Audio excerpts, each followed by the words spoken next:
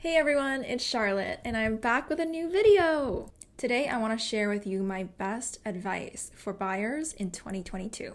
And I'm going to try to finish filming this video in one take so the sun doesn't go down and get all dark before I finish. My first piece of advice, and one of the most important pieces of advice that I think you should hear, is that you need to work with the information that you have at the time. You have to know what is true and factual in the present and work with it. You cannot predict the future, and you also cannot feel bad about the past. Now hear me out here. Here's what we know now. Interest rates are still at historic lows. There's speculation that they might go up this year, maybe in the spring or in the second or third quarter. We don't know. We also don't know if the rates were to go up, is it going to affect the housing prices? Is the housing market going to crash? Is it going to correct? Is it going to keep going up? Is anything going to change? We have no idea. The reality is nobody can predict the housing market. Not even me, not any realtor out there, not even my mortgage lender. So this is my advice to you. Buy with the current facts and not with your emotion, because you don't know what's going to happen, and you also can't feel bad about the past. A lot of people are like, my parents bought their house for $100,000 in 1990. Well, it's no longer 1990. The economy is not the same. The amount of demand is not the same. So you have to act with today's information and hope for the best for the future. But what we know about the future is there's going to be more immigration coming in. There's always going to be demand for housing in Toronto. We're always going to have less supply than we have buyers because it is just so difficult to build here. With the roadblocks of building, with the high demand, people just want to live in Canada, right? While there can be periods of ups and downs because there have been housing market crashes and housing corrections in the past, it doesn't mean you or I could predict them. And the best thing you can do is to get into the market when you can, because what you're going to do is ride the wave. When you invest in a stock in the stock market, do you feel bad if it drops the next day? No, because your goal is to hold it for a long term. So apply the same philosophy toward real estate. You're going to buy and hold. And if you go in with that mindset, you are going to win. My second piece of advice for home buyers is to shift your expectations because you're trying to get into the market. The first-time home buyers that I tend to work with, we all kind of start off, I think, a little too optimistic, and totally understandable. Everybody has their list of boxes that they want to check. But not only do they want all of their boxes checked, they want to get a good deal for the house. However, what we're looking at in this climate today is they're not the only buyers. For every house that is being listed, there's probably 15 or 20 other people that also want it. This is what I'm noticing or I'm seeing because I work in the real estate market every single day. For every house that's being listed, it's not uncommon to see like 15 or 20 offers. So if all these people want the same house, how are you going to get this house at the budget that you want? Because other people might be willing to pay a little bit more for it, and then there's somebody else who's willing to outbid the next guy, and so on. If a house checks all of your boxes, that's not saying that it's not possible. But if you were to find something that actually checks every single desire that you have, it's probably out of your budget. What buyers need to know, and especially first-time home buyers need to know, is that this house that you're purchasing, this condo you're purchasing, it's probably not your forever home, and that's okay. The goal is to use your first home to leverage and to buy your second home with the first home.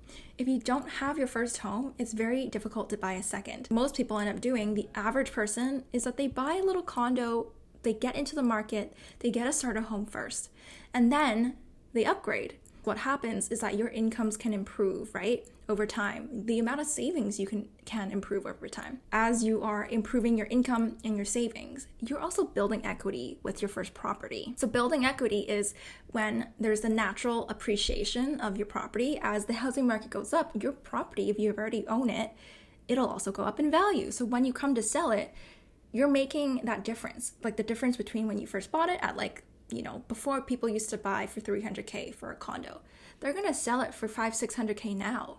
or more. So that difference that they make is the equity that they've gained, and they can use that to purchase something bigger. Here's my third piece of advice for buyers. The nicer the house, the more of a premium you are gonna pay. So in the Greater Toronto area, bidding wars are very commonplace. In fact, most properties that are listed, you will notice that they are listed below market value with an offer date, meaning they're holding offers, they're wanting to create a multiple offer situation and create a bidding war, because we're in a seller's market where there are way more buyers than there are sellers. So there's lots of competition between the buyers to buy the seller's house. Now, when a house is new, it's pretty, it's got a great layout and great staging, you can bet it's going to be very popular. It won't be uncommon to see 15, 20, maybe even 30 offers or more on this house come offer date. The goal of the bidding war is to get the best price for the house for the seller. And what the bidding war does, it creates a situation where buyers, if they want to win, they're gonna have to put in their best. And they might have to improve a little bit on top of that. And the next person improves a little bit on top of that. And so as a first-time buyer or as a buyer that's on a budget, my advice to you is to don't go for the house that everybody wants. Go for the house that maybe doesn't have pretty staging.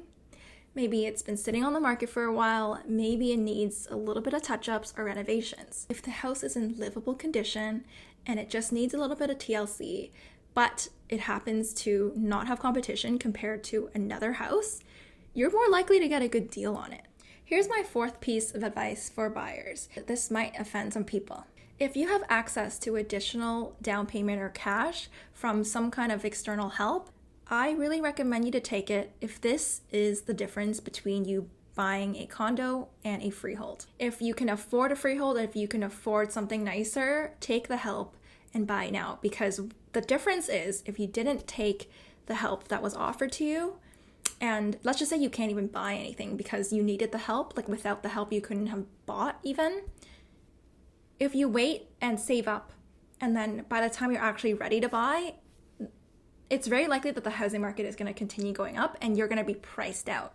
Or maybe by the time you're ready to buy, the type of house that you wanted to buy and could afford is no longer viable anymore. Let's just say, with your parents' help, you can maybe buy a entry condo townhouse or maybe a freehold townhouse, and you decided not to take their help, and the market continues to go up. And then a few years later, by the time you're actually ready, that particular price range that you can afford can only buy, let's just say, a 2-bedroom condo. I'd rather you take the help now and build up equity and pay your parents back, pay whoever back.